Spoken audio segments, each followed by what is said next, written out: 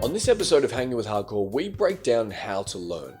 As we've said before, one of the purposes of this podcast is to create a course, starting with the A's, B's, and C's on how to become the best version of yourself.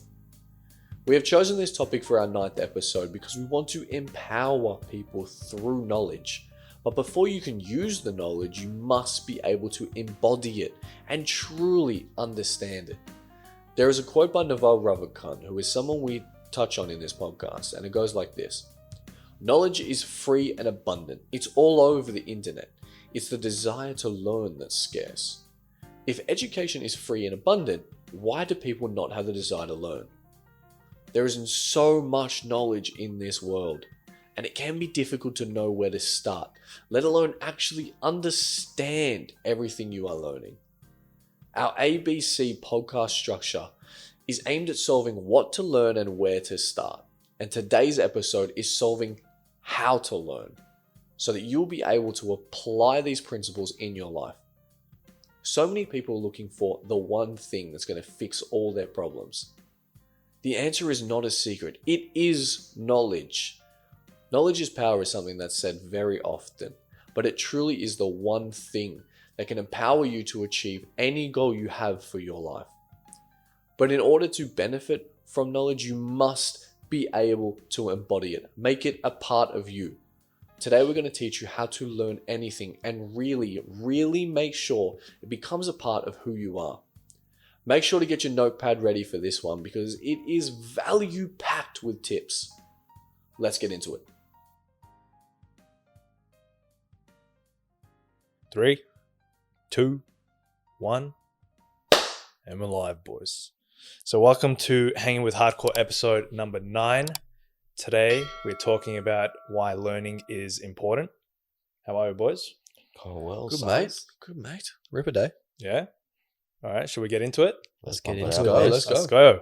We've got So our why is iPads learning ready. important, boys? Let's go. I think the thing with why learning how to learn is important is because you literally need to start with that first before like learning anything really. Because if you can learn how to learn, then you can save so much time, and then you're effective and you actually absorb the knowledge. So I think that's we've been saying as well, like it's probably like one of the good things about university. It teaches you that skill of how to learn, because it's not really like there's a teacher and all of that. You have to go out and find all of the information yourself, and you try to develop that. But there should actually be a class like in school or in university that should be like day one even. How to learn. How to learn. Yeah. It's so important. That's true.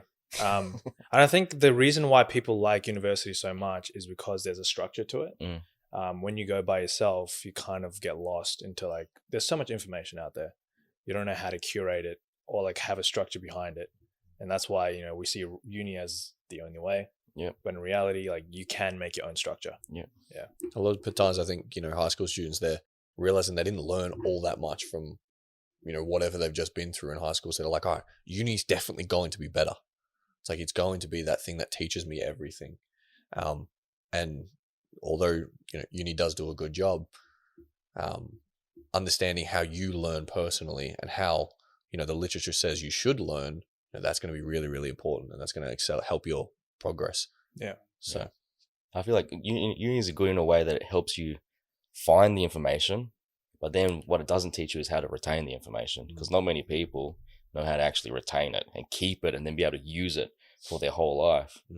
So many people, they get that knowledge in just for the exam, they cram, and then when they actually get a job, they have to quickly relearn a lot of the stuff. Yeah. You know what's messed up? Like a lot of uni teachers, they would actually say that at the start of like a new subject. They'll be like, you probably won't even like use most of this stuff, or like, you probably won't even remember most of what we learned here. Are you but serious? we're gonna still keep going. Like it's messed up. Like what are we learning this for? Like shouldn't we learn foundational stuff? Because I did engineering. There's a lot of things an engineer should know, like understand, like a lot of principles. But the reality is, like when you come out of uni and then get a job as an engineer, you use like less than 10% of what you learned at uni. Yeah. Because everything is just like automated. Everything, there's a system behind it already. You're not like recreating the wheel. In uni, they teach you how to recreate the wheel. Yeah. When it's not necessary. So if they taught you how to learn, Now you can just learn Exactly. like things that are unique to you. Exactly. Yeah. And talking about like that 10% that we actually use, that's what Hardcore Headstart's about. Because what have we done? We've read hundreds and hundreds of books, watched thousands of videos, tens of thousands of hours put into this stuff. Hours. And then what do? We get and curate that 10%. Yeah. And we present it on a nice platter. Yeah. A, B, C, D, E, F, G, all in the right, correct order. So it's as easier for you to learn as possible. That's the value of what we do. And so everything that we say, it's on purpose. It matters. Hence the reason we're now bringing How to Learn as a podcast after a podcast of things you should learn. We've noticed that, which happens at everyone's journey, is we're putting out things and actions that you guys should follow and listen to and learn from and actually do. We're finding some people are potentially not actually doing that. I know someone who's watched every single podcast, still doesn't have their top 5 heroes. Yeah. Guys, that's the first lesson. We've got to do it. You got to actually do the work, and now we're going to provide actions on how to actually do the work, how to retain the work that you're doing. Yeah. So, and learning is just so important. Why? Because to get ahead in this world, it's all about knowledge. People are always trying to look for the shortcut, the pill or the secret. I'll tell you, the shortcut, the pill, and the secret is literally just knowledge. That's the answer. Books, reading, videos, how-to guides, any form of information. It's just, It's so funny as well because like so many people are like complaining that life is so tough, and it is tough. But like once you read a few books, it's like, man, we got all the cheat codes. This shit becomes way easier. I would not want to be my grandparents. Yeah. Like we live in a time where like information is so easily accessible. Yeah. We just need to have that that willingness to learn. Yeah. And the reason why a lot of us don't have the willingness to learn is because we haven't made it fun. And we haven't figured out how to learn. That's suited for us. Once you figure that out, learning becomes fun. Add some curiosity in your life and just go for an adventure. Like start searching everything on Google or YouTube. Literally. You can like expand your mind. Like the way I visualize like knowledge in my mind is it's like a forest, and you're just stuck in the forest and you got nothing, right? And you're trying to find your way out of the forest. But then as soon as you read like a big hitting book like say Rich Dad Poor Dad, which is so important at the beginning of understanding your financial journey, it's like you just put like a big tower with like all lights, and it lights up the path for like the next 5Ks. And then you're like, oh, I can see the next 5Ks. Then you got to find another book that can light up the next 1 or 2Ks. And depending on how impactful the book is, it helps more distance. So Rich Dad Poor Dad's a big heavy hitter that helps 5Ks. Some books only help 10 meters. And the thing with books as well, hopefully this is not off topic, but the thing with books as well is like it's one person's whole life condensed into like 250 pages. Valuable as. That's one person's whole life. It takes you maybe a couple days or weeks to read. That's so much value added to your life personally.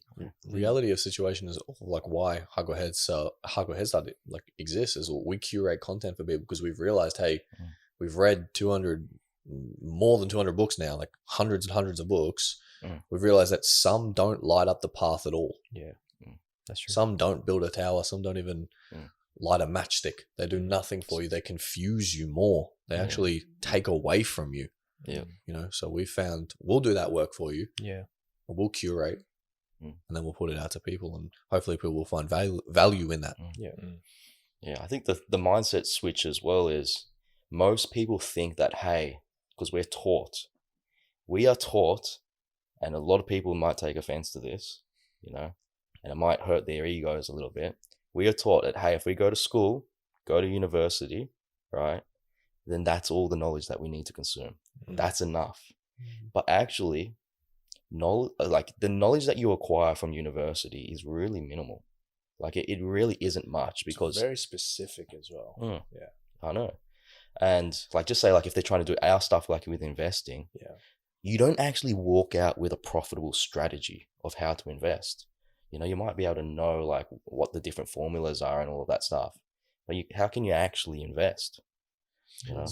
You're actually currently going through something similar right now. You're doing this course this investor course, and you're learning in this course a lot of things that you just don't see necessary. Yeah, just because I need that piece of paper. Just because you need that piece of paper. Yeah. Yeah. And it hasn't helped me. Yeah. It hasn't changed my mindset in any way. Nothing will change like our investing strategy, from someone else. Like a school cannot, like the value proposition or the deal is kind of like, hey, if you spend X amount of dollars, you'll get this piece of paper and you'll be able to make money. You think a university can train hundreds of different investors? It can't. You got to find that stuff on your own. Yeah, and that's for every single topic that you're doing. You as an individual learn in a completely different way to someone else. Yeah. More often than not, meaning one standard university course is not going to be able to give you the necessary, thing that you need all the time. And one thing that we've learned through teaching people is that not all 2 questions are the same. So some person will have a different question from this person based on their experience. You need to answer that question before they go further ahead and get themselves even more confused. All right. So you need to be able to, that's why we always say private consultation, one-on-one mentorship is always the best. Yeah, for sure. This is what we're trying to recreate with such a specified kind of course. Here's the answers. And touching on that university thing, the comparison, we got nothing against university, but the thing is, the world is saying that it's okay, like you've done well if you've gone to university. But in our eyes, it's still like you're still a little baby if you've done university. You need to make it a lifelong habit to be constantly progressing, constantly upgrading yourself every single day. Yeah. Like how many books does the average person read at university? I doubt many are reading more than 20. No one reads more than 5. Yeah, guarantee you. In our first year of hardcore Headstart, we're pumping out 52 a book every single week. And we do that back to back years. Like how can they do that at university? No university student is self motivated to go to the extremes. The beauty of university for me is because my story was I dropped out of second year of uni, and the beauty was I got to see how hard the A-class students were working.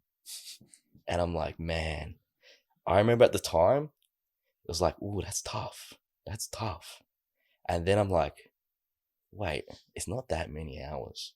And then I started to research and then talking about the last podcast about how to think big. Like, man, you can outwork these people so easily. And I used to have it in my little mindset, like, oh, these A-class people, like they're working so hard and all of this. And I'm like, if I went back to university, I would dominate everybody. Dude, that's so true. With this current mindset, it's so easy. Like you're comparing yourself, or you have this person, that A-class person that you're looking at on a pedestal. But in reality, they probably won't even go on to do big things. They're just slightly more interested in what it is they're learning than the other person. That's what makes them A-class. They the could. other people are forced by, social kind of standards. You have to go to uni. They're forced to be there. Like they could go on to do big things, but then now with our top 5 heroes podcast, would you rather look at the life of Jeff Bezos or some guy at your uni? Exactly. Absolutely. Yeah, it's a complete difference. I noticed that same switch as well. My story is I went to uni, did 4 years of undergrad, and then I don't know why, but I think it was definitely peer pressure from my parents and society and all that kind of stuff and I should have taken ownership of, knowing not to continue with postgrad. So I did 3 years of postgrad. In my undergrad, I was still a kid. I didn't really understand how to learn. And that format of, going to class just wasn't for me. I just wasn't absorbing a lot of stuff. And I had a really bad GPA at the end of my 4th year. And then I think in my master's, that's when I joined Hardcore Headstart. And we started, working on the course and learning how to learn. I realized I didn't have to put in as many hours as the A-class people. And I was always outperforming them because I knew what worked for me. And my GPA at the end of my master's, I dropped out of master's because I realized I didn't need it. But the GPA towards the end was almost a 4. That's awesome, And I wasn't working anywhere near as hard as these A-class people. I just figured out how to learn. That's awesome. Yeah. So it's just so important. With the Hardcore Headstart way, it's a lifelong journey. We learn forever. We never stop learning. And eventually you find out it's actually so fun and addicting to learn because life just becomes easier and easier and easier and easier. The more knowledge you consume, the easier life will come and the better your life will become. Yeah. You know? One of the quirky things is that, like, we all pride ourselves on is like knowing little random facts about everything and anything. It's like if someone can, you know, like what's an interesting thing that you know, we bring up some random thing that we learn for no absolute reason. It's just being curious and inquisitive about everything is, you know, a part of our identity. And I think it's really, really sad to see, you know, the smart person is always kind of like put towards like that nerd, you know, in high school, that person who's always reading books and learning. Everyone's heard that person's going to be your boss one day, but through knowledge, they're probably going to be your goddamn boss, right? It's like learning is cool.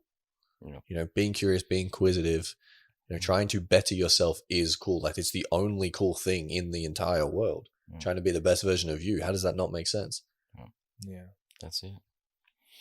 This leads on to like just talking about knowledge and how to think of knowledge. We spoke about like being in the forest and you're blinded. But another example was like what Elon Musk says. And what he says is like, you got to think about knowledge in terms of being like a tree. So what you need to do is you need to find all of the foundations of the world. These like the big things like how mathematics works, English works, marketing works, investing works, money works, people work, psychology works. All of these things we can go on all day long. And you got to focus on those foundations, learn all of those foundations, and you'll be surprised how quickly you can learn a foundation of something. If you work hard, you can learn a whole foundation in a month. Like if you want to learn real estate, it's pretty simple. Like you can learn it in 1 to 3 months. If you're fast, 1 month. If you're slow, 3 months. Like that's the kind of way of thinking we are at.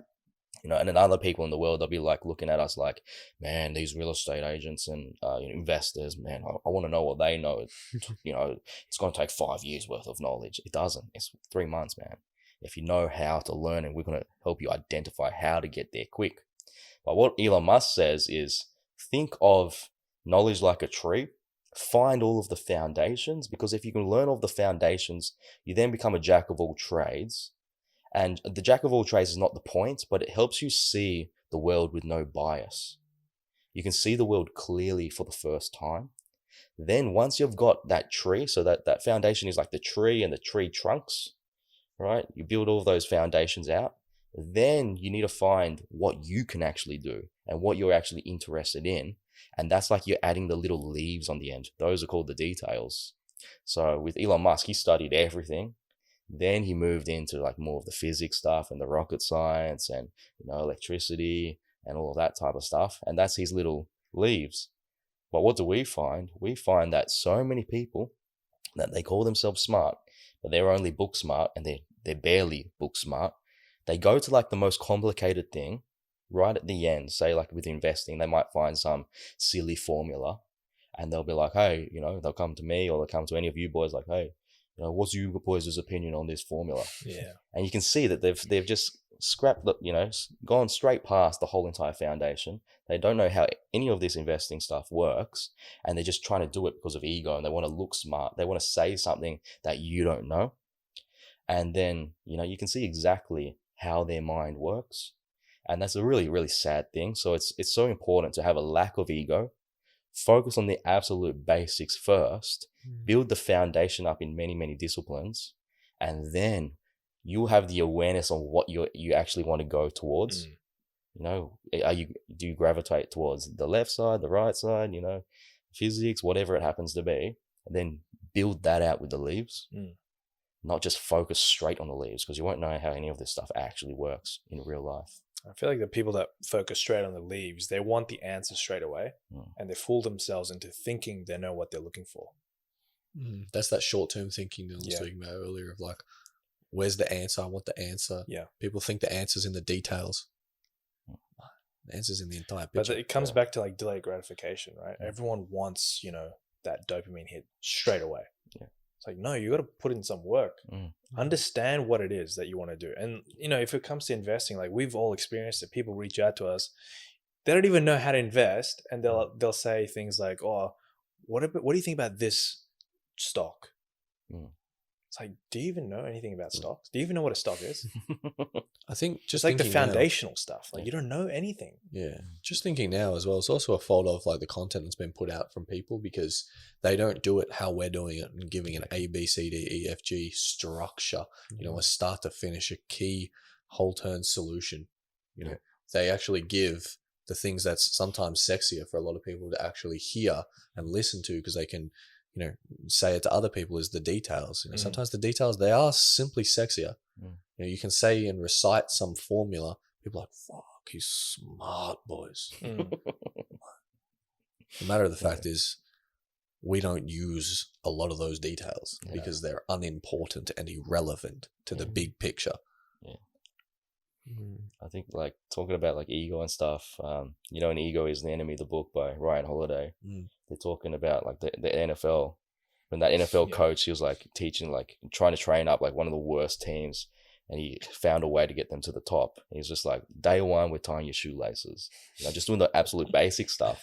I think I'm not sure if it's from the book or not, but I think it's like the thing in boxing. I don't know that much about boxing, but they always say like, just focus on your bloody jab. Yeah. Get your jab right. Yeah. And just do, you know, Yeah. or like say soccer, don't focus on your bicycle kick. You're going to barely use that thing. Yeah. You know, focus on the foundations first. Focus on the pass. Yeah. It's just The basics, guys. more value comes from that because you'll use it often. Yeah. So Do you guys have any advice for people that are looking to learn the foundations? Like, would they go on Google, search up what are the foundations of this subject? Or Literally Google it. Like, Google the exact same thing that you just said. Like, if you want to learn more about, I don't know, like how do trees work? Literally Google, you know, how does a tree work? You know, like what is a tree made of? yeah, and then What is a keep tree? like questioning it. Like if you do see a video, keep like questioning it. But then what's before this? If there is Exactly. anything, Like you get into like a rabbit hole of just, you know, you go down this path and then you realize, oh shit, I know a little bit about what it is. Yeah. And then after Googling, you could, you know, YouTube it because which is, you know, the second biggest search engine in the world. yeah. when it comes to the foundation as well, if it's character development specifically, and there's a lot of other lessons, but this podcast, Yeah. I mean, hey, what is this? Episode 9 is this one, I believe. episode 9, yeah. You know, so there's 8 episodes out. If you've only watched them once, you're not getting the point. You know, you won't have actually retained the information. So watch it 2 times, 3 times, 4 times. Understand exactly what we're talking about. Apply the things that we're actually talking about. You know, If you're new to this stuff, there is actually no way that you can absorb absolutely everything from one of our podcasts because there's that many nuggets of gold. It's very easy to skip over and miss one of them or not actually understand what is truly being said. Like the famous example with us is it's more complicated and it's going to come down the line, but eventually we're going to talk a lot about this guy named Naval Ravikant, very smart investor, especially in the technology world. And he has this great Twitter thread about how to get rich. And then he turns it into a podcast about how to get rich. And we do it even to this day. Like if we have to watch it every 3 months. Yeah. And then we will still learn something new. Yeah. And it's probably like the 20th repetition of it for us. But every single time, as you start to learn more of these different foundations, that's the answer. then that gives you the ability to see what is actually being said. You know, you can understand the English, but you can't see clearly. Yeah. You know, you're stuck in that forest, in that darkness. You need to learn more foundations first before it can actually resonate with you. And then on that Naval How to Get Rich thing, it's a 3-hour long podcast. It's almost 4 hours podcast where he curated his thoughts on how to get rich, that concept. And I realized, I've repeated it so many times, listened to it over and over again. And I've noticed that with everything else, that information that I'm consuming it slower because I want to fully understand it. So I'm not trying to race myself or learn it as quickly as possible, but you're just learning it on the surface level. You're not thinking about it. Yeah. So I'm going a lot slower with everything that I'm repeating. Yeah, be effective with it. Yeah. You call me the quote man, but I'm pretty sure it's Naval. He goes, the smarter you get, the slower you read. Yeah. I'm just going slow as fuck. I used to put on my Audible books at 1.7x speed. Yeah, I know. I remember doing it. Why did we do that? I don't know. No, but we know why. I did retain information, but after reading those books again at like 1.1x speed, I'm like, I missed a lot of things. Yeah, one of our mistakes was thinking to like, learning and stuff comes from just getting the book done. Yeah. It doesn't actually come from getting the book done. It comes from actually retaining the information in the book. Take your damn time. I'm telling you right now, I've had to reread ridiculous amounts of books because I didn't take my time with it. So do not make the same mistake. That's what we're here for. Like if you go on 1x speed and a book on average is probably about like 8 to 15 hours, right? That's just 8 to 15 hours of your day or your week. Just go at 1x speed and then like fully be immersed in it. Yeah. I'd say, the average book's probably 8 hours. So only 1 hour a day. Yeah, just 1 hour a day. Just be fully immersed, be present in that moment. Have no distractions. Yeah. You really need to have the self-awareness to understand, am I truly absorbing this information? And never, ever, ever lie to yourself. Yeah. Never have the ego that, hey, I'm going to pump through this quicker because I have the brain power to get through it quicker. Yeah. Some people can, and you should do it if you can, but you have to have the ability to identify it with yourself. Yeah. Can you do it? Yes or no? Especially when you're learning the foundations. It's good to like, when you hear like something new, obviously you're going to hear a ton of new things. So it's good to like just stop the book or like close the book for a minute and just be like, what did I just learn? Just think about that. Yeah. Or like write it down or something. Yeah. One of the things we also say is like how to actually understand or know that you know something, right? Is can you teach it to someone? Can you, there's plenty of people say, can you explain it to a 5-year-old? Yeah. With the like that amount of simplicity that they will understand what it is you're talking about. Because a lot of people can't. They think they know something, but it's memorization. It's not actually understanding. If you use big words, you don't get it. You simply don't get it. Yeah. Smaller the words better. Yeah. Simpler the better. Yeah. And that's the difference. What we're talking about is knowledge versus wisdom. Anyone can have like the information, or maybe it's better to say information versus wisdom, right? Because knowledge sounds pretty good. So maybe like information versus wisdom. Yeah. If you're just retaining the information in your head, just like school teaches you to pass the exam, that's not enough. You need to be able to embody it. It needs to be a part of you. That is wisdom. And that's the point that you need to get to. What's an example of wisdom? I would say like you think you know everything about how money works, but then your actual actions don't match the knowledge. Meaning you haven't embodied it yet. You don't truly understand the importance of how money works, or how, investing works. You got to follow the skin in the game, or you got to follow the money, as we like to say. You got to follow how people walk, not how they talk. Actions. You can see it. Like there's always a story there. Whenever you look at someone and see their life, like just take a photo of their life. All right, this is what you got. These are all the items that you have. This is what you're doing right now. This is how you allocate your time in your life. I know exactly what you're thinking, and I know exactly where you're at in life based off of all of that.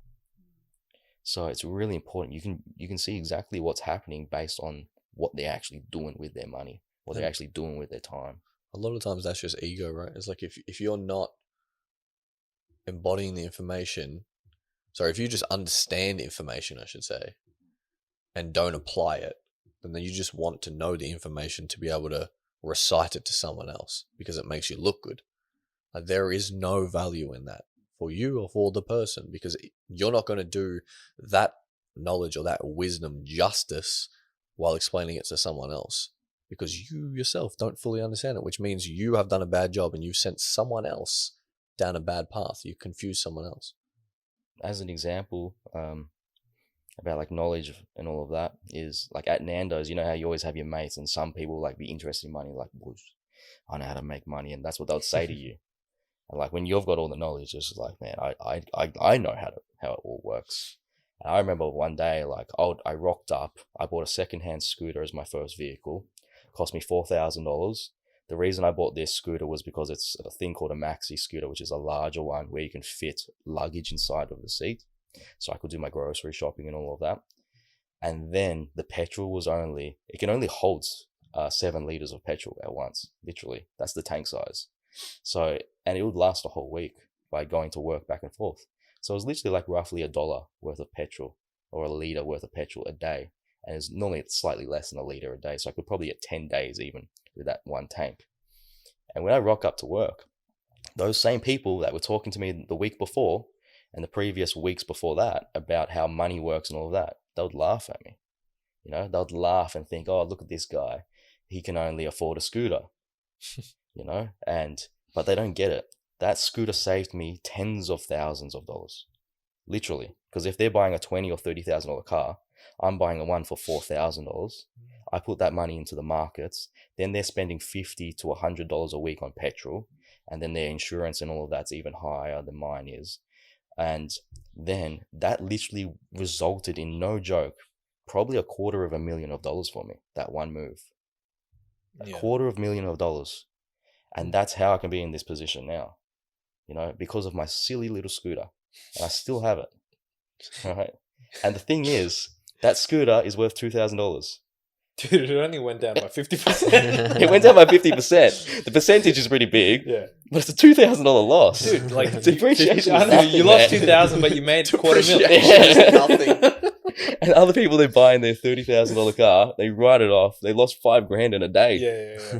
That's I lost insane, I man. lost 2,000 in 9 years. And you can still use it. It still works. Still got it. Boys. That's hilarious. You know what we like to say? What's that? That's the good shit. That's the good shit. That's the good shit. But people That's what you wonder wanna why do. they're stuck. Yeah. You know, they're making silly moves. Yeah. You got to follow the money. Again, that comes down to, like, you know, keeping up with the Joneses, and Yeah. it's all status games, and you're playing the money game. Yeah. Yeah. Yeah. So Didn't know how it works, made boys. sense. Like, you knew the foundation of money. Yeah. You knew the foundation of investing, and you're like, oh, for me to actually, you know, take this into action, I need to, you know, be a little frugal with my money at the start, so I can, you know, put more money into the markets, watch it grow, and then get out of my situation and upgrade. Dude, You're literally leveling up. My Yeah. favorite thing as well is like kind of the flip side of that is like people who understand money, but they then like go and invest in like Shiba Inu or something. Oh, yeah. Oh, Just man. random altcoins, Yeah. cryptos. What the actual fuck? Yeah. I'm like, I don't you're understand. slightly applying, but in the entirely incorrect way. Yeah. It's like you just don't get the game. So like you simply don't understand, or you don't have the wisdom. You just have a small amount of information. You just heard what's hot today. Yeah. They don't know That is a economics. serious thing, man. Yeah. Dude, I'm Supply When versus money's demand. involved, and you're just like, that's gambling at the end of the day. You don't know what is going on. You don't have the foundation. it's really it's actually, like, I know we've spoken about it before, it's really concerning. Yeah. There's a lot of people that are going to get hurt, Mm. not just with Shiba Inu, but with like a lot of kind of the riskier side of Yeah. the finance world. Ooh, voice Oof. break. The riskier side of the finance world. Jeez, face. It's not a bad G, sorry. You know, people are going to get hurt because they don't actually understand or embody the information, Yeah. the wisdom. You know, like, we've been in, you know, crypto for like ages, right? You've been in there for almost 10 years now. Mm. We don't even recommend crypto to people. Like, we know what it's like, and we don't recommend it to anyone. And then you just get like someone who doesn't know anything about crypto. It's like, oh, I'm just gonna put I'm gonna put 10K into Shibu, Yeah. and then like they lose the whole thing, and then they get turned off by investing. Like, that's the problem. Maybe we should just touch briefly. I know we're not on money yet. We're talking about knowledge, but Yeah. just to tell them understand why, because it's a hot topic right now. Why a lot of these cryptos suck. It's actually because of supply versus demand. The total amount of shares or coins that there are, right? With a lot of these things like Dogecoin and all of that, they're actually extremely inflationary, meaning that there's not a limited supply of these shares like there is with like a company or something. It's increasing at an exponential rate. Like, you know, so much new percent is coming out every single year. So people wonder why the purchasing power of the Australian dollar or the US dollar goes down in value. It's because of inflation. It's because the banks across the world, the central banks, they print roughly 3% per year. So whatever they print, usually it will lose that amount of value. So if they print 3%, your purchasing power will be worth 3% less. So that's why back in the day, your parents would say, back in my day with $1, I could go to the fish and chip shop and I could buy all this stuff. And now $1 can't buy absolutely anything. It's because they're making 3% more money. More money's coming into circulation. The less rare something is, the more it drops in value. Now there's these things like Dogecoin. It's not getting printed by 3%. It's like hundreds of percents in some cases, and even thousands of percent in some cases. So you need more demand coming in to match that increased level of supply for it to hold its value. That demand can be outpaced in the short term, like what's happening right now. That's why Dogecoin has pumped and all of that. But long term, unless they find a way to vote it in and to correct it and make it a limited supply like Bitcoin, all of this stuff's going to crash to zero or very close to zero. And the fact is, with investing, 90% of people all lose money. And the market goes up in a zig and a zag, up and down, up and down. When it's zigging and it's going higher, people make money. But get ready for the zag, because when the zag comes, people get wiped out. So you really need to come back and have the self-awareness. Do I actually understand the foundations of investing? Do I actually understand the foundations of how money works and all of that before I start parting with my capital? Like we're talking about, you got to invest your money into the markets. Don't invest your money in the markets unless you know the foundations and you know it literally works. And you can message us. You can come to us and ask, hey, this is what I'm thinking about investing in. What's your thoughts? Because odds are we will be able to see the picture, most likely more clear than you. And that's just how it is. And we'll be able to help you and see like some of the holes in your game. And that's what we're about. We're here to help. Yeah, for sure. That was a clip. That is a clip. Yeah. I'm literally noted. Oh, you got the That's the good shit. That's the good shit. It's funny how we always have like a new saying every week. Every week, it's like something new, and it sticks for about a week. It's something new after You know what that. the funniest thing is? What? Go large is here. We haven't said that in ages. Oh, yeah. We're gonna change it. Dude, that shit is Shit. Every fucking Every old week we're now. gonna change it. Dude, we should start a company of like just making these signs every single week. That's funny. the good That's it. shit. It's like that's a little piece of actual finance stuff for people. And yes, we are going to get into finance, but There's a reason why we haven't gotten into finance yet. you have On to the foundations. Yeah. The foundation. You have to become a person who can understand Yeah. the financial literacy. Yeah. You have to improve your character first. If we're building a house, we're laying the cement right now. That's what we're doing. You can't just go to an empty plot and just put sticks in the ground. Yeah, Like, yeah, it's you not can't. gonna work. I mean, you can, but I mean, it'll you probably can, fall over. It'll fall over, yeah. It won't be strong. According to the regulations. The bubble will burst. But it's good that you brought it up now because it's a very hot topic, and I have a lot of friends that are going into crypto right now. So I Every would love day. for them to see that. Yeah. How many times do you get that in a consultation? Well, what about Dogecoin? It's like it's not like their fault. It's just because they haven't got the actual wisdom behind it. It's like some people, I believe, driven entirely from ego, are just trying to make as much money as possible. I think they it's forego like actual wisdom and actual Thought. knowledge. Yeah. And they're just like so much emotion into it. Like, dude, if I can just get this to 10K, I'm sweet. I think it's ego, but it's also fear of missing out. Yeah. Exactly. Oh, So like everyone wants to be, on the trend that their friends are on. They see that, your neighbor's getting richer. Oh shit, I'm missing out. Yeah. Like you have to know your strengths Mm. and you have to play accordingly. Yeah. Yeah. But, your strength is not, what your neighbor's strength is. Mm. You're going to lose money in the short term, Yeah. but that money was never yours. You know what I mean? Talking about FOMO, Yeah. I think it's the story. I'm pretty sure it was Newton with discovering gravity. Pretty sure it was him. I read it in the trading books that he's obviously a very smart dude, and he had an opinion on investing, and he could see that the stock market was in a bubble. And I hope it's him. It might be some other guy. I'm pretty sure it's him. Let's not ruin his reputation, but just imagine whoever it is. A smart dude, and they could see that the stock market was in a bubble. So they're telling everyone, man, it's in a bubble, it's in a bubble, it's in a bubble.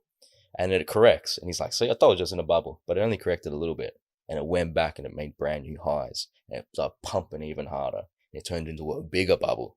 And he's like, oh, wow. And he's just like, he thought he was wrong. But then the bigger it gets, he's still starting to question himself. Like, is it a bubble? Is it not a bubble? And he knows it's a bubble because back before when he was calling it a bubble, this must be a bigger bubble, right? But then the thing lasted for like 4 years. And then on the 4th year, he saw every single person around him get extremely wealthy that thought it wasn't a bubble and they had put money in. So then he's like, damn, I'm the only one that's not actually wealthy anymore. So he decided to put the money in. That was the top of the market.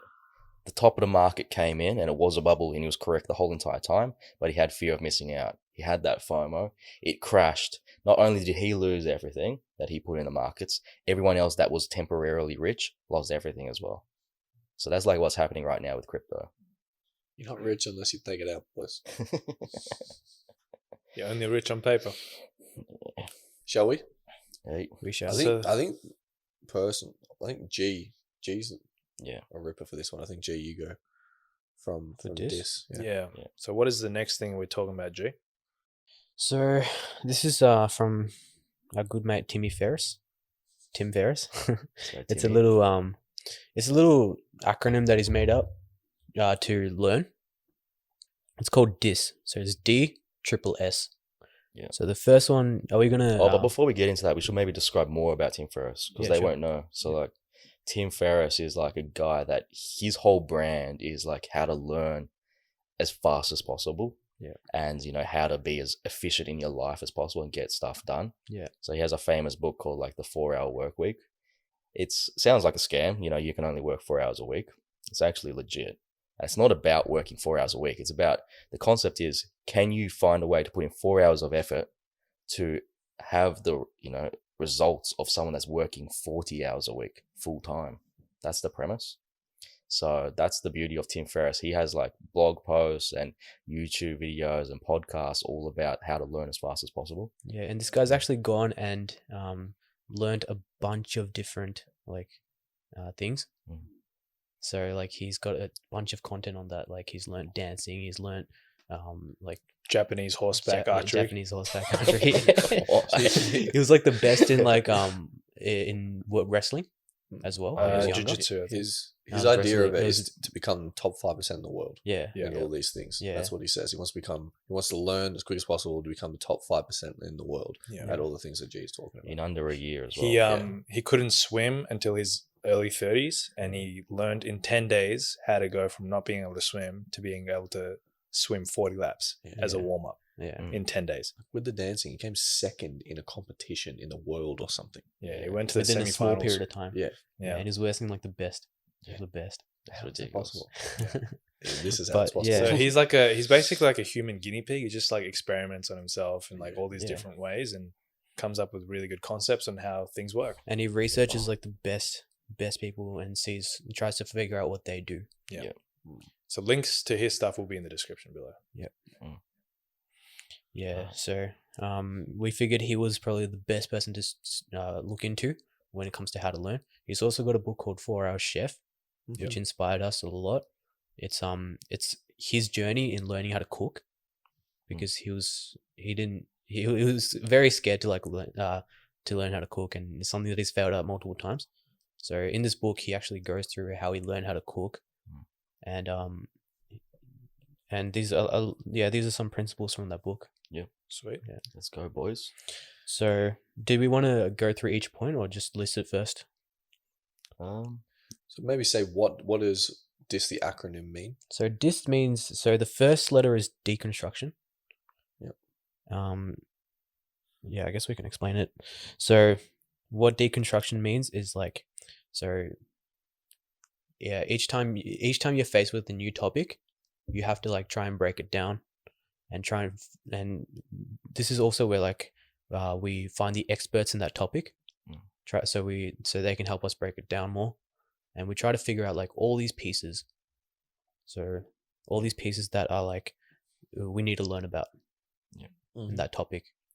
So instead of just jumping into one big thing Yeah. that you have to learn, just break it down to tiny little pieces. Yeah. And just do those little tiny little things. Yeah. Identify what those little sub things to learn are. Yeah. Yeah. Yeah, and eventually you come to a goal. Yeah. And you find all these pieces to get to that goal. Yeah. And then selection is what so the selection is pretty much the 80-20 rule. So like, what 20% of things can I do to get 80% of the outcome? So yeah, it's so important to like everybody else. They don't think outside the box. They're stuck inside the box, and they're just doing what they're told. Yeah. We need to identify what's the heavy hitters. Yeah. What's like the one thing that will give us the biggest bang for our buck, and constantly do that. Hit that low hanging fruit down. Yeah. Then find the next one. All right, what's the one thing that can give us the biggest bang for our buck again? Yeah. Do that again. Yeah. So, Like an example of that would be like if you're doing a test, like rather than doing every single question, what's the question that you could do that's like worth the most? That like that you can put all your focus into. Yep. Or the few questions. So that's an example of that. Yep. Sequencing is like putting it in order. So now that you've figured out what you need, the topics that you need to learn, and like the 20% of the things that you need to learn to get 80% of the outcome, now you just need to put in an order for you to start doing it. Yeah. And pretty much that's the planning process. Yeah. And then you also need to identify like any potential hurdles. Yeah. So in that sequencing, if there's any hurdles or like tough things that you got stuck on in the last time you tried it, or you can see it's going to be just from experience of listening to other people that they struggled at that thing, you put it like at the end. Yeah. So you build yourself up to get to that. Yeah. And that's, so make sure you get like the small wins in. Small wins first. At the first, yeah. Yeah. Start with the easiest stuff. Yeah. So you can build your confidence. Yep. And the last one is, this one's a strange one, and it's not what a lot of people do, but it's called stakes. So it's putting in like incentives to make sure you do it, to make sure you do everything that you've written out in the plan. Yep. So this could be like rewards. So if I do this thing, I will reward myself with a donut or something. Yeah. Or like, or it could be a punishment. Like if I don't do this thing, then I will have to do twice of it tomorrow. Yeah. Or 3 times of it tomorrow. Yeah. Something like that. What's your example of punishment from the Tim Ferriss was speaking about? Stick. He uses Stick, the actual website. Yep. Stick.com, STICK.com. Yeah. And you're doing So something. I listened to Tim Ferriss's lecture on this, and he said go on that website, and it's a good way to set up a goal with an incentive at the end. So my example is I want to lose. So right now I weigh 90 kilos. I want to get down to 80 kilos by December. Yeah. And what Stick does is it allows you to put your goal in there. Yeah. It even calculates like every week. So it holds you accountable every single week what your progress should be. Yeah. And you have to like either update it yourself, or you get someone else to update it on your behalf, saying that, oh yeah, he or she is actually holding himself accountable. And if you don't hold yourself accountable, then my thing is a portion of money comes out of my bank account and goes to an anti charity, a charity that I hate. And my charity is the NRA, which is the National Rifle Association in America, who like they love guns. I don't like guns, so I don't want to be supporting them. So I better fucking lose this weight. So if I don't hit my weekly goal, then I lose $20 and it goes to them. That's still something funny. It's a good incentive to get your shit together. Sam over time just starts loving guns. And he just puts on weight. A gun lover. He just puts on weight. Up. He's like, "Fuck it, I love guns now." But yeah, so I highly recommend you guys check that out. Try it for yourselves. Yeah, and you guys might think that's strange, but it's actually it's a good incentive because it's like Samir really hates that association. I fucking hate it, man. Yeah, and there's examples where like did you want to talk about that example that Tim Ferriss's friend was doing, where it was like I think he was Jewish. I think you told me about it, but so this guy was Jewish, and there was like a Nazi party that he had to like send his money to if he didn't do what he was. Yeah. That's another anti-charity. Yeah. So that was a really good incentive for him to achieve his goals. Yeah. Fuck. I watched a lot of videos on this system. A lot of people making videos on Tim Ferriss's system. Yeah. Of like if they've used it, etc., etc. And a lot of people did not use this stake and they also didn't get their results. Yeah. Right. So he has 4 steps, follow all 4 things, all 4 different pieces of criteria. Yeah. Each one of them is important because they fit a different piece of the puzzle. All right. Make sure you do the work, do the complete thing. It's really, really, really important. This is the, psychological incentive you need to positively reinforce the action that you're taking. Yeah. Right? You need to ensure that you're actually, whether you personally work on punishments or rewards, you need to ensure that you actually take action on those things. Yeah. And I think just to preface the stakes, the stakes should be not too big, but not too small, just big enough for it to be impactful. Right? If it's too big, you're going to be, you can't relate to it. So like if your reward is too small or like insignificant, you're not going to be motivated to finish what you started. Yeah. Like a good one might be like if you check your phone a lot and you don't read a lot, maybe you could read like 10 pages and then reward yourself by checking your phone afterwards for like 5 minutes. Yeah, that's a good one. Yeah. So just an example, but and then I think the other one is just the community, to make sure you have people around you to hold yourself accountable. Like if it's like say like a learning thing, we could all sit down, say, hey boys, for the next 5 hours we're gonna all learn together, and you can't be the guy. You don't want to be the guy that leaves before that 5 hours is done. Yeah. You know what another good thing is? Guy, pal, you're not that guy. You know what another good thing is that's underrated? Going around and telling people that you're going to start doing this. Oh yeah, that's a good one. Yeah. Put that out. If you want to, Put it out in the world. if you want to lose weight, like go around to everyone and be like, Tell everyone, man. I'm going to lose Make weight. a video of it, put it on 'Cause Instagram. If you don't do it, that shit's embarrassing. Yeah, that's a good one. So, that one's underrated. Yeah. But maybe as an example, so Tim Ferriss he talks about how to learn a language in the fastest way possible. So using this system, he says, hey, if you just want to be good enough to be able to do, like, go to a country and be able to speak with people on the street, this is what you do. So in terms of deconstruction, he found like the world's best people at learning languages. And these people, they had like certain ways of going about that. Yeah.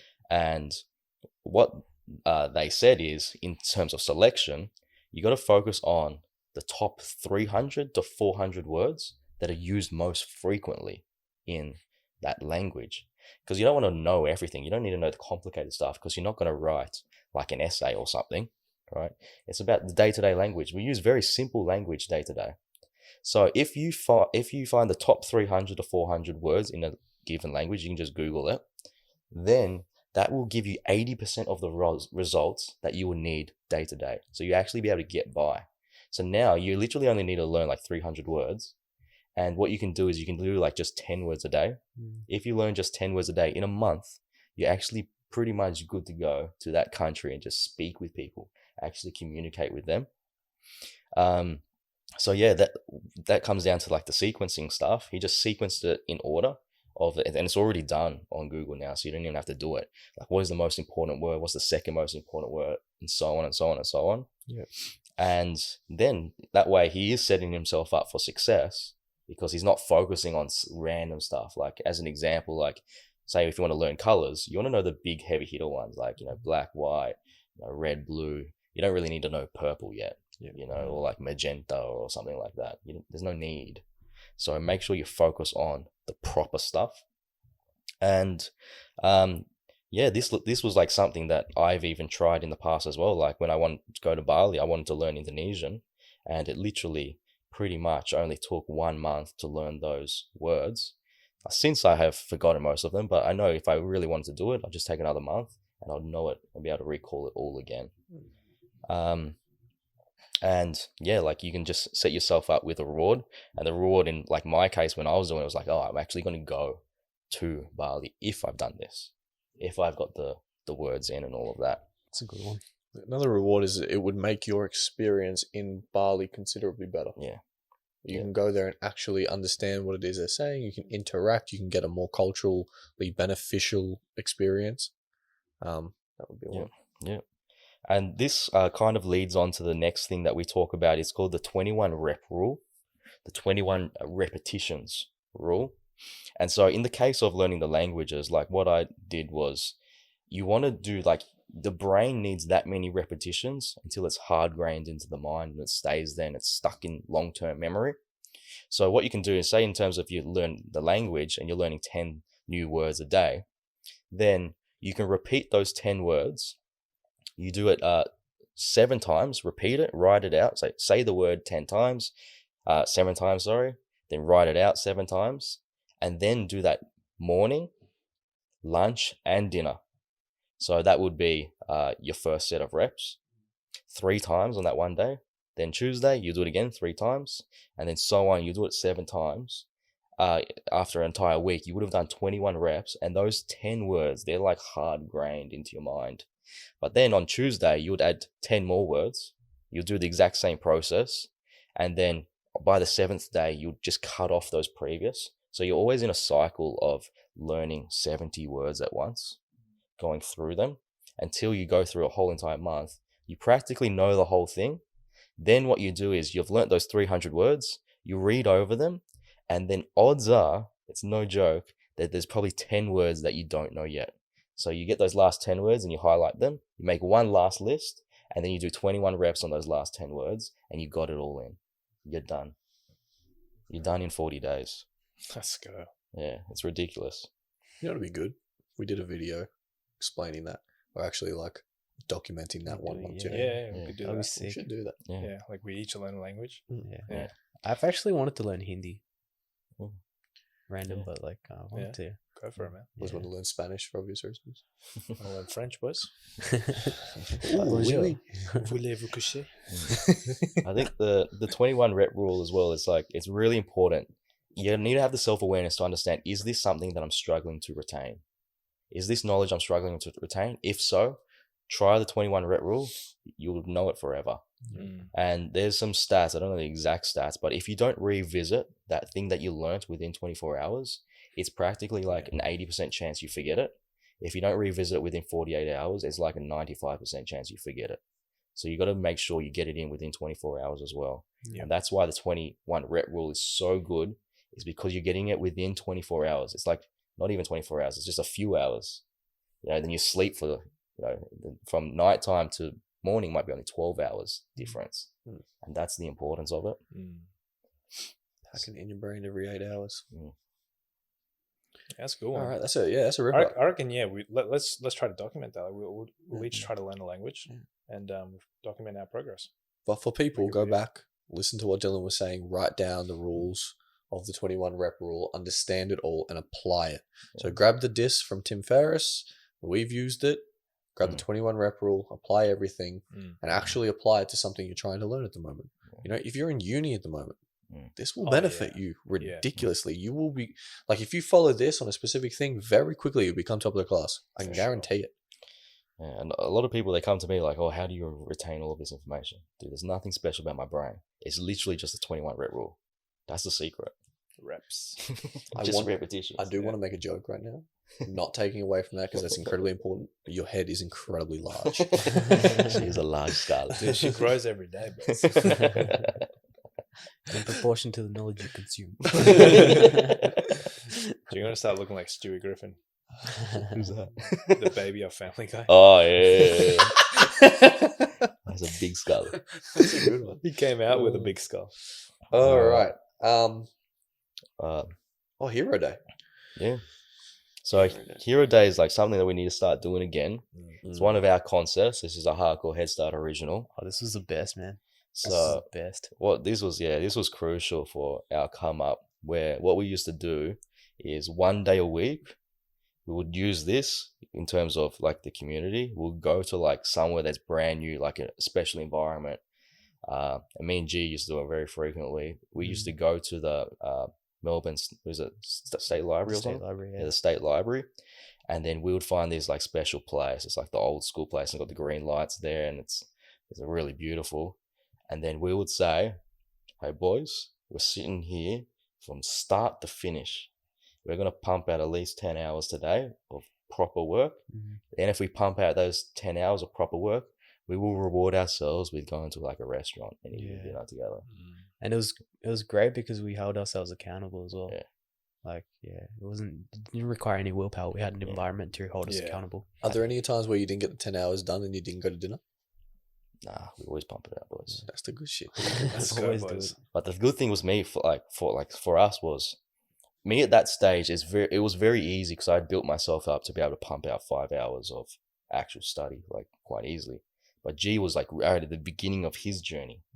So if G is at the beginning of his journey, he's now with me, you know, and we're together, and you're like, you can't look like, you don't want to look like a failure, or, Yeah. you know, so you have to stay there. Yeah. But the beauty is, if I'm only doing 5 hours normally, but now you're doubling me, you're helping me because I want to look good to you. Yeah. So I'm doing 10 hours, Yeah. Yeah. you know? Holding each other accountable. Yeah. And then G just levels up exponentially Yeah. because of that. And then we go and get good food after. But it was my thing as well. Like, I think it was Wednesdays. That was my one day that I didn't work 10 hours a day. I worked always the 10 a.m. to 2 p.m. shift. And then straight after that, I would head straight to the state library and stay until it closed for a whole entire year. Every single Wednesday. Just pumping it out. The environment plays a big role. Mm. And that's like that 80-20 rule, you know? Environment's such a low-hanging fruit. Yeah. You can just switch that. Mm. And then automatically just makes all your other things a lot easier. Yeah. That's it, boys. The next thing is, like, if you're learning something, then try to find someone that's interested in that same topic as well, and then have conversations together. Because if you can actually hold a conversation and you truly know what you're talking about, you can tell if you're faking it. You know, you can tell if you're faking it.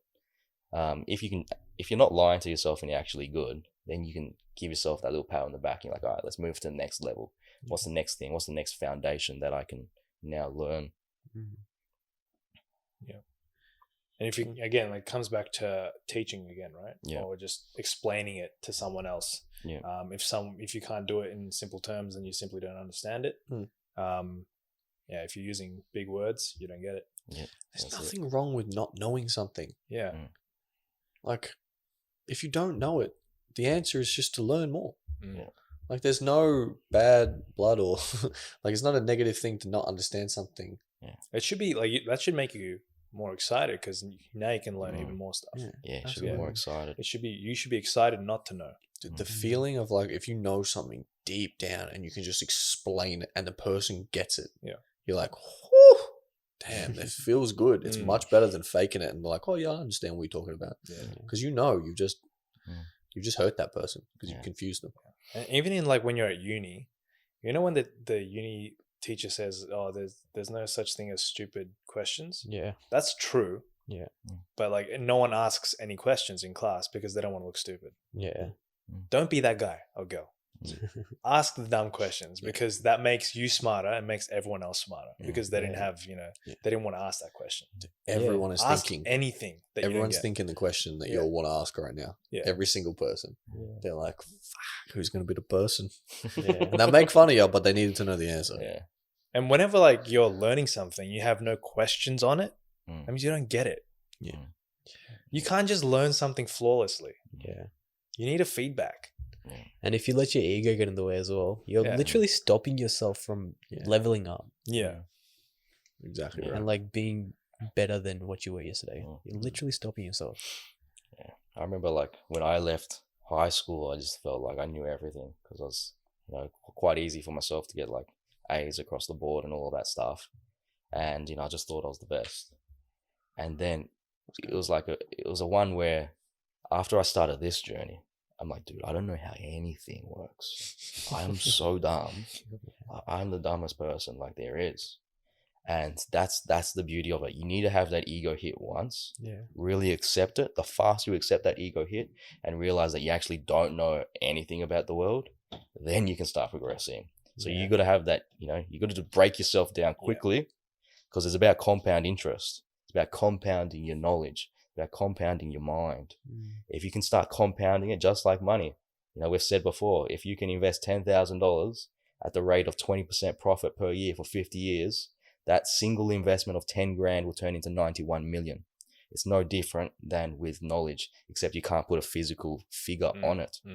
So that's how important knowledge is. And I'm so fortunate that I started this journey at the age of 19, because if imagine we started now, you know. And the beauty of it as well is because like we speak about it all the time, how we are in a way competing against the big hedge funds in the US, in Wall Street and all of that, and we believe we have a superior way of making money than them, right? And the thing is, we at the start of this podcast, we say it's not just about going to uni and that's enough. No, we never ever ever stop learning. We never stop adapting and constantly progressing. And you never, like, because when you study the richest people in the world or the best investors in the world and why they stopped performing at their crazy, you know, there's so many stories of people making 30% year on year on year, and then they stop making that and they start making 5 or 7%. It's because they got comfortable and they, you know, they stopped adapting. And that's the difference with us. We deconstruct this whole thing. We find out the flaws of other people, the hurdles, what they had to face in their lives, and we stop that and we actually identify it and fix it.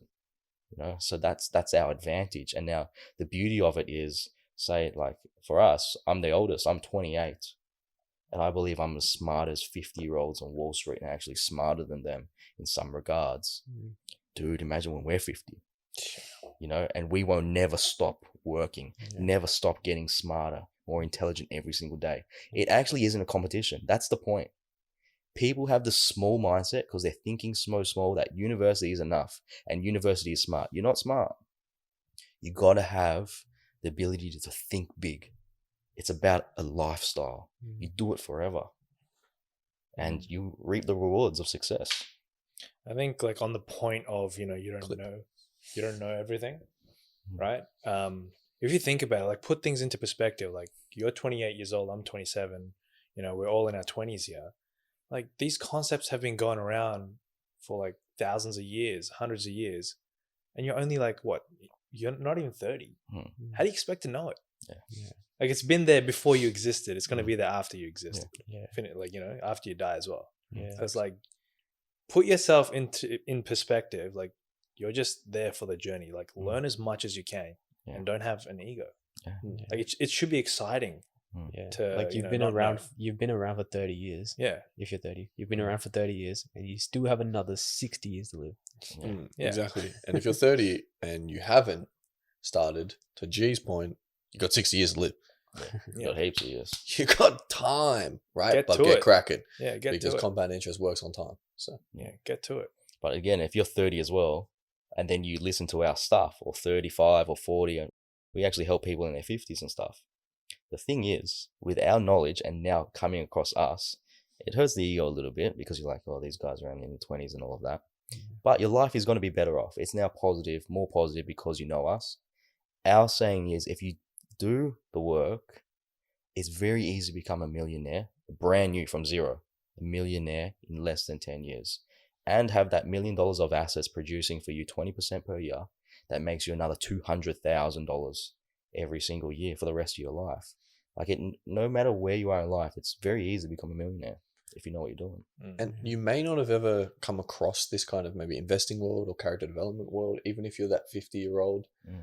I know, you know, we have a client that is in their 50s who's now honestly a couple of years away from retiring, thanks to what we've been able to give them. And they have also been, like, more importantly, I would say, reinvigorated with some form of passion from all of this study, from learning. Like, this learning is pure our passion. Like, that's what it is. It's what we try to do. And now we've been able to give that to someone else who's just consuming, they're just embodying all of what we think. Plus, you know, the financial side of it as well, which is, I mean, it's really rewarding for us. Yeah, it's really awesome. That's what we're doing, right? It's awesome to see. So. And I think, like, on that point where you're having a conversation with someone who knows about the same topic that you want to learn or you've just learned, they can like point out where you're wrong or point out some of the things that you don't know and just build on that. You know, you could do the same for that person. And, you know, 2 brains is better than 1.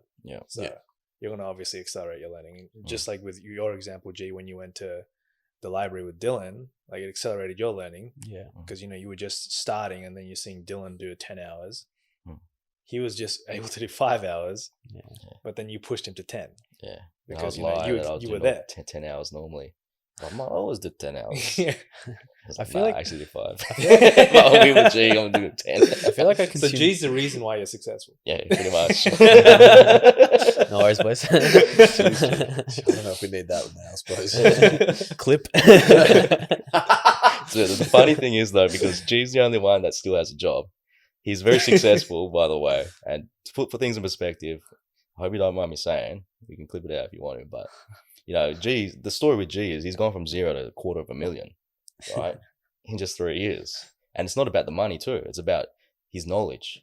You can't just have the money. You need to have the knowledge to back it up too. And G's knowledge matches his income or his net worth of $250,000 at his young age. So what was I about to say? Oh damn! What was my point? I know, It's you're very talking very rare. highly of me, saying I'm a $250,000. I'm very smart. I think more Something along importantly, those though, lines. it's very rare for someone to be able to kind of in 3 years or 2 to 3 years be able Mm. to keep up in conversation. Yeah. You know, especially like we've been doing this for 5, you've been doing this for 10. Yeah. You know, so it's like to be able to have your knowledge level where your Mm. financial thing is I at. think- That's the important thing. G's is like one of those type of people that just absorbs everything. Yeah. They're just like a Yeah. sponge. Like even though you have that, you know, financial, like you've hit that milestone already, you haven't slowed down. You've actually increased Yeah. Yeah. your learning. Yeah. And you know, you don't come to any meeting with an ego or like Yeah. any encounter with an ego. You're just like, oh shit, I didn't think of it that way. Yeah. That You was know? the point actually, that G is like a student. Yeah. Yeah. Like he's just willing to learn. He drops his ego and he's not afraid to say, hey, I don't understand that. Please teach me. Mm. And that's why G like goes at an accelerated rate. You know, we see a lot of young people come to us where they were in G's previous position and they will try to like chime in on the conversation and then give their input. But you can see like, it's not about you saying something. You know, you can't teach us anything yet because you just started the journey. You just need to sit there and listen and absorb and, you know, and then just say, oh, I don't know this. Okay. And then here's the answer. Oh, I don't know that. Here's the answer. I don't know this. Here's the answer. The thing is not like when we mentor people, it's not to say you're stupid. It's because we want to help you as fast as humanly possible. Why? It's because our long-term goal is to donate collectively with our community of hardcore Headstart $1 billion. The only way we get there is by helping people become as smart as possible very, very quickly. Our incentives are aligned, you know. We're not, you know, and some people, they hate this, like they want to feel like they know it all. Don't be that person. Yeah. You know, Yeah. you're just going to hurt yourself. You got to ask. So I pride myself with being very honest with myself. Yeah. And I try to make sure like I'm always learning. Yeah. Yeah. Like I know nothing. When I'm talking to someone, I know nothing. I'm always learning, always asking questions. Yeah. And we noticed like even Marky, one of our mates in hardcore, hopefully get him on the podcast in the future when the lockdown's over. But he also does that as well. Very questionative. It's a good listener. He's very smart as well. Like he's Mm. been through a lot with crypto. Yeah. But he's still like doesn't walk around being like, oh yeah, you should do this, you should do that. Yeah. Like he's very questionative and he's Yeah. very reasonable too. That's Down what they to say earth. about wealthy people, that wealthy people don't say anything when you have conversations. Like when you catch up with coffee, Yeah. they don't talk. They only ask you questions so they can take value from you. Yeah. They're leveled up, and then you literally walked away with nothing, but you spoke the whole time. Yeah. And then you would feel like special because his ego, like, oh yeah, I spoke about myself. This guy just learned so much. Yeah. He leveled up. Yeah. That's what Marky can do. Yeah. Yeah, for sure. Like, I he see has- that. Jesus, that man, his ability to conversate is ridiculous. Yeah. He embodies inquisitive and curious. So I try to learn from that and apply that into my conversation as Mhm. well. Yeah. And there's this really nice clip of Muhammad Ali on YouTube where like he's having a conversation with a reporter and the reporter like says a big word. And I forgot what word it was, but Muhammad Ali was like, hey, look, I didn't go to school. I'm not very well educated, but I don't know what this word means. Yeah. Could you please explain that to me? That's Mm. beautiful. That's beautiful. nice. Yeah. Yeah. And if you want to be someone of value, you need to make it as easy for the opposing person sitting next to you. You need to make it as easy as possible for them to understand what's going on. Yeah. There's no value in using big words to confuse them, unless it's a debate and you need to try and destroy the other person. Then use big words to try and destroy them. But if you're trying to help that person, use very simple English. And that's why I think a lot of people resonate with our podcast, is because we have that good balance between being very simple, fun, and then the serious side as well. We have the good mash. Dude, like us on the podcast is actually our best English speaking selves. Which is weird because like normally we would just make noises. Like, we would communicate through noise. Seriously, how do we know when food's ready in the house? Oh! Just noises and slogans. Dude, like you know how humans, like, we're meant to progress, and we have this theory of, you know, we're going to just be telepathic. We won't have to speak. We're actually going the other way inside the house. So we're just like, boys, let's just make weird ass noises, and we just know. We know what we're saying. Don't worry about evolution, de-evolution. Yeah. Well, we are Australian. Australians always want to shorten everything, like g'day mate and all of that stuff. We're just shortening it again. You know, we just shorten the finance world. How I am. I'm thinking about going down the broker's office. You want to come? Oh, you're going to the brokey? Yeah. You're investing in the S&P. The Spizzer. The Spizzer 500. Oh my days. That's ridiculous. What's next? On that point though, we did have a point there where it says only learn one challenging concept per day. Yeah. Don't overload yourself with too many things. Yeah. Just focus on one thing per day and then do that 21 rep rule. Yeah. And then make sure you sleep on it. Sleeping on it is very important. And make sure you actually got good amount of sleep, because when you're so tired, your retention goes down as well. So focus on one important thing. Have the self-awareness to understand that you have absorbed that thing. Once you've absorbed it, go to the next thing. Yeah. Go real slow. Things like environment and sleep, they come back to that 80-20 rule. Like they're the lowest hanging fruits. Like we all have to do them, right? You can like focus really well on those things so that it helps you for whatever you want to learn. Just makes it easier. Yeah. Sleep's probably, definitely. That's probably the one thing. Yeah. Most important.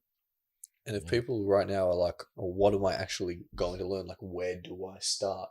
You know, this podcast is obviously a good thing, the foundation, but your weak points. Like, what do you not understand at the moment? Right? Like, what do you think you understand, but you don't? Right? Find those weak points, be really self-aware and honest with yourself, you know, and apply the principles we taught you today in those specific fields. And that's about, because usually humans, they work by something that they're interested in.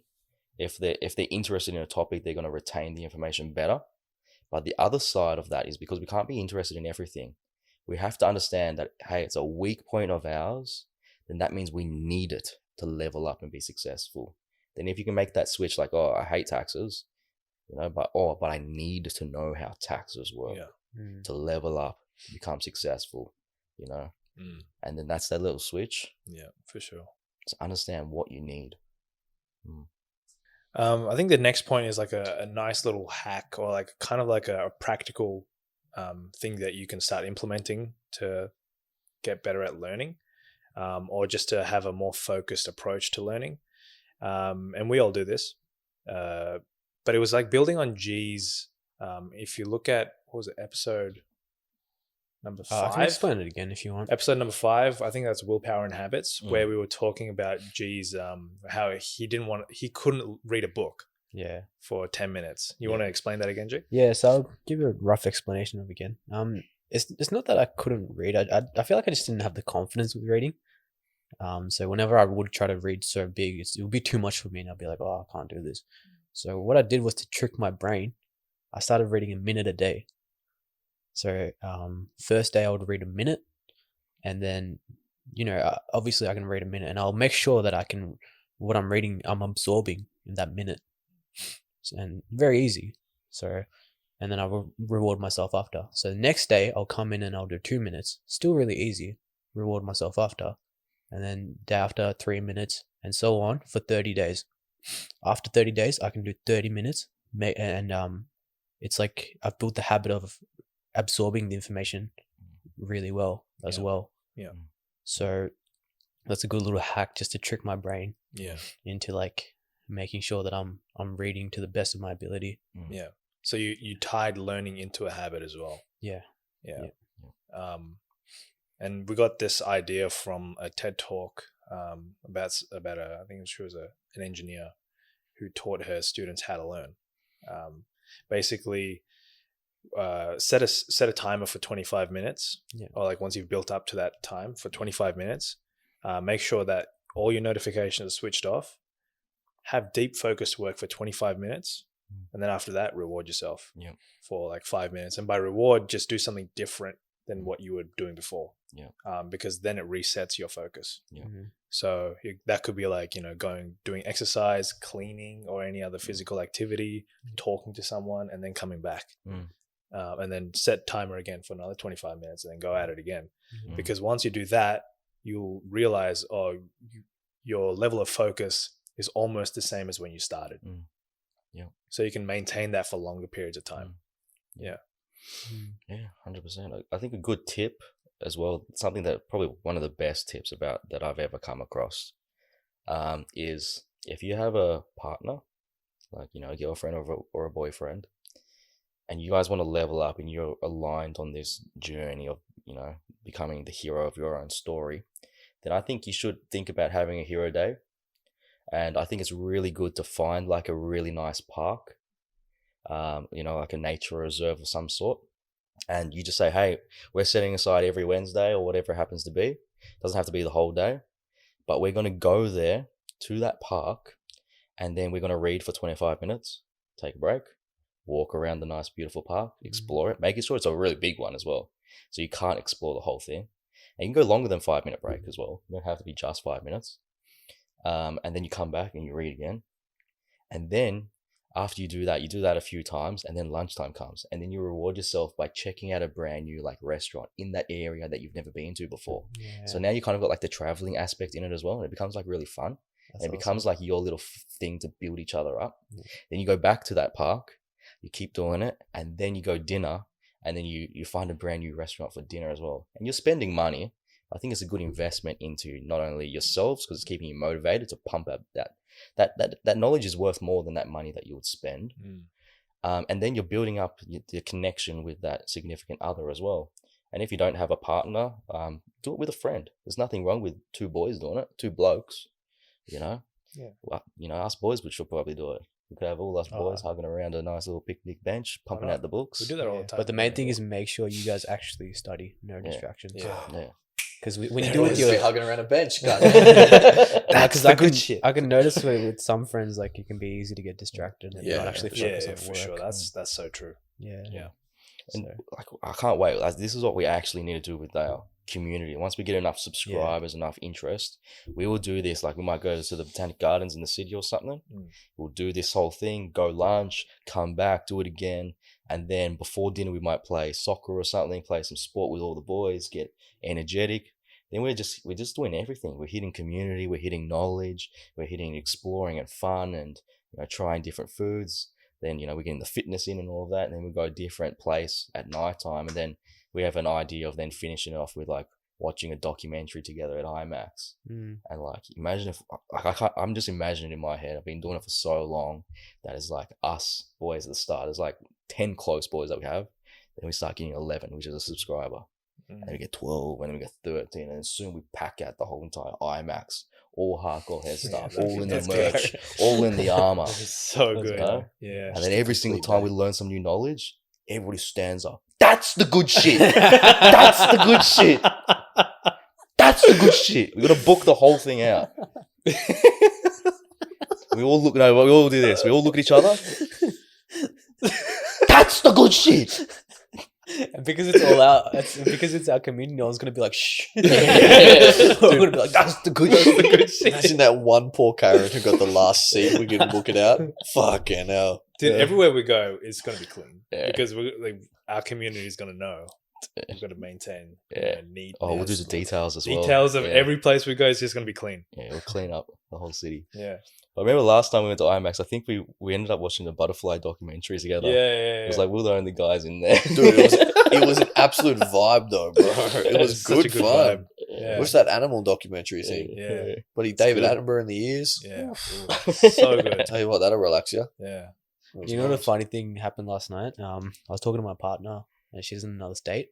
And what happened was, we were going to watch a show, Squid Games, and then when I called her, I realized, oh shit, I didn't actually read my 12 pages for the day. So when I called her, I'm like, I'm gonna read my book. I'm just gonna read 12 pages, and she's like, I'll join you. So on the other side of the line, she was reading 12 pages of the book, and I was reading my 12 pages as well. Fuck, we should do that too. That is good, man. And then we rewarded ourselves afterwards by watching Squid Games. So that's really good, man. That's healthy. Do a massive Zoom call. Yeah. Like, imagine we start with 10 boys on the Zoom call. Yeah. And we just pump it out. You seen Tony Robbins, how many he gets? Yeah. He's like 40,000 boys. These are like 10 screens filled with like little people. So, imagine if one boy is just like, dang, that's he's a good not there, idea. just put a green screen on. He's just tricking all of us. have you seen that one guy who does it on TikTok? He pretends he's in meetings. Oh He yeah. puts a green screen on, he's on a dirt bike. He's just got an office and a green screen behind him. So he's just face everything, just like, But he's on it. Dude, funniest one. This is off topic completely, but like there was one where it's like a court case, and this guy comes in, and his name's Buttfucker 3000. It's like a full serious court case, and the judge, and the judge is like, "Why would you come in with that name?" And that guy's like, "What? What are you talking about? I didn't even know my name was Buttfucker 3000." So I think someone changed his name. Oh, no He didn't realize it way. was changed. Oh, that's hilarious. that's pretty funny. That's And hilarious. the judge full like sent him out. He's like, "Oh, you got to go out now. You can't come back." But fucking 3000. That's his like little brother or some shit. Think he's being funny. Yeah.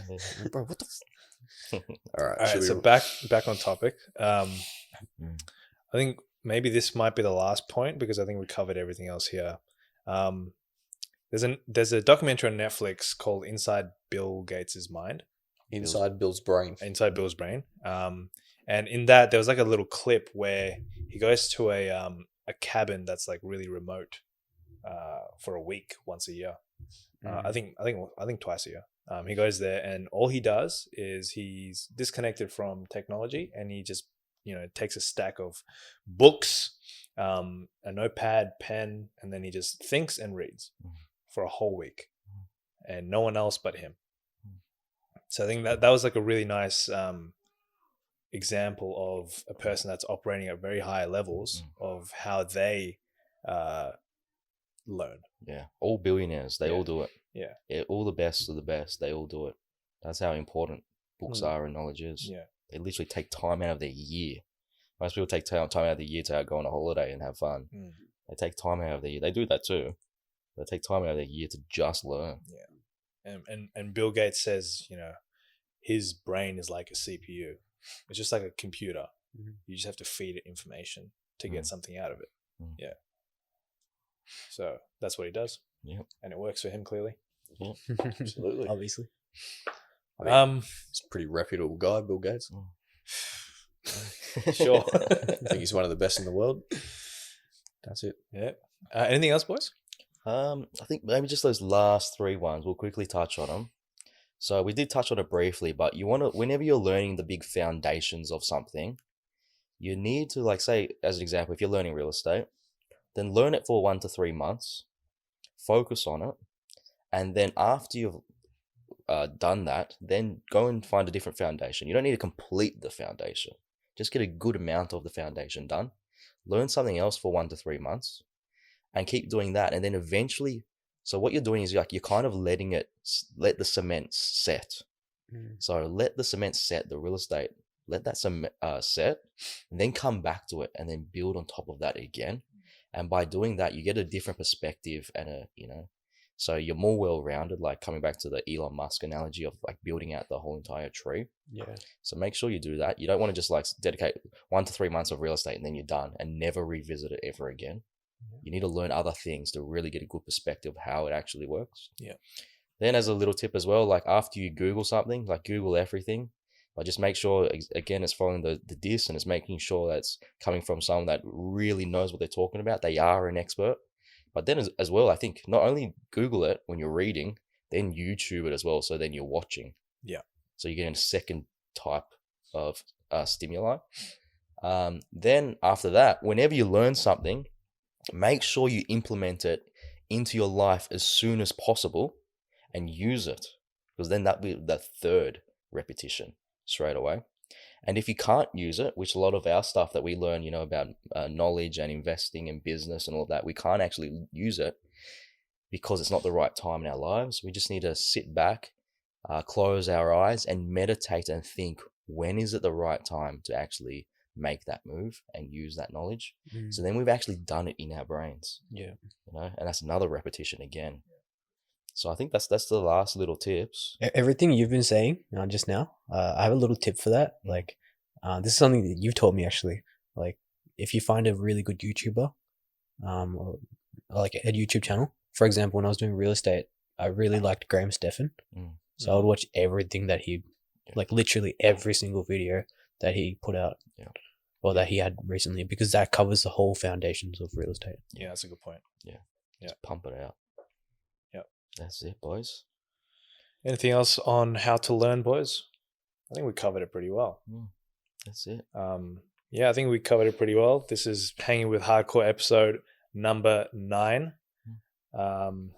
Pumping it out, boys. Almost 10. Yeah. And check out the links in the description about Tim Ferriss and all of that. Get more repetitions in. Yeah. Because he will be able to explain it in his terms as well. Yeah. And also for the link to the Bill Gates video will also be in the description below. Other than that, any book recommendations for this week? 4-Hour Chef. Yeah, we'll pop that on the screen. Yeah, scan through the 4-Hour Chef. It's a bit of a tough read, but you just get to start to see. You only need like the first few chapters. Yeah. You can see how it actually works. Yeah. Might even be better to watch the summaries on YouTube and understand the principles and watch videos on Tim Ferriss. Yeah. Cool. So if you guys liked it, please like, comment, subscribe, hit the notification bell, and share it with your friends and family. It'll go a long way for us and help us out with the YouTube algorithm. On that note, should we wrap it up, boys? Back it up? Back it up. Back it up. That's the good shit. Thank you for listening.